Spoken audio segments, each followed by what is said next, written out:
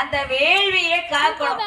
சரி, வேள்வியை காக்கணும்னா அந்த தாடகையை சம்காரம் முடிக்கணும். ஆமா, வேள்வி செய்ய விட மாட்டேங்கிறான். தாடகையை தானே அழிக்கணும். தாடகை அழிக்கணும்னா தஜரத மன்னன் நானே சேர் எடுத்துட்டு வாரியா? ஏ தஜரதா, உன்னால முடியாது, உன் படையால முடியாது. உலகத்தை அந்த அசுரர்களை அழிப்பதற்காக அவதரித்தவர் தான் ஹரிராம பெருமாள். உலகத்தையே அளந்தவர் வந்து அவதரித்திருக்கிறார். துஷ்டரை அடக்கி இஷ்டபரிகாரம் செய்ய பிறப்பு ராம அவதாரமாக பிறந்திருக்கிறார்.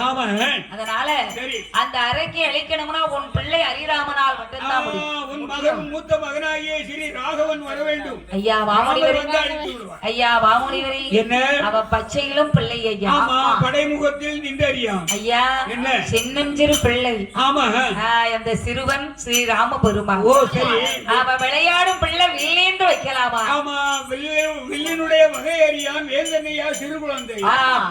பால்மணம் மாறாத பச்சிலம் பிள்ளை, பச்சை இளம் குழந்தை. அவரை கொண்டு போய் படைமுகத்திலே கொண்டு போய் அவதரிக்க வைக்கலாமா? கொண்டு நிக்கலாமா?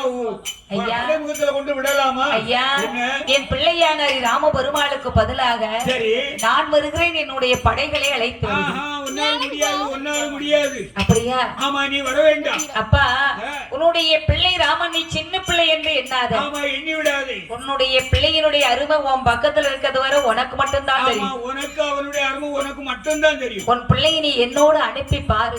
பார்த்தால் சிறு குழந்தை என்று நினைக்காத. ஆமா, உலகத்துக்கே தெரியும் அவனுடைய பெருமை. அவ ஆலையை சயனம் செய்யக்கூடிய ஆயமாய பெருமாள். அப்பா சரி, பால்கடலில் சயனம் செய்யக்கூடிய பச்சை மாலிய பெருமாள் கோபால கண்ணன்.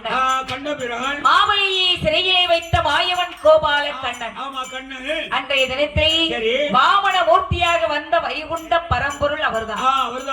இறைநீனை சங்காரம் முடித்த ஏகவண்ண பரம்பொருள். ஆமா, நரசிம்ம அவதாரமாக வந்த நாராயண பரம்பொருள். உன் பிள்ளைதான் உலகளந்த கோபால கண்ணன் ஆமா உன் பிள்ளையை நீ எனக்கு கொடுப்பா என்று சொன்னார் என்று கேட்கிறார். அப்பொழுது பார்த்தார் ஹரி ராமபெருமான். ஆமா அப்பா முன்னால வருவதை பார்க்கிற போது தசரத மன்னனுக்கு தன்னுடைய மகன் முகத்தை பார்க்கும் போது ரொம்ப ஒரு கவலையாக இருந்தது. அப்படியா சின்ன பிள்ளையாக சிறு குழந்தையாக இருக்கிறாரு என்று பார்க்கும் போது அங்கு விசிஷ்ட மகா முனிவர் வருகிறார்.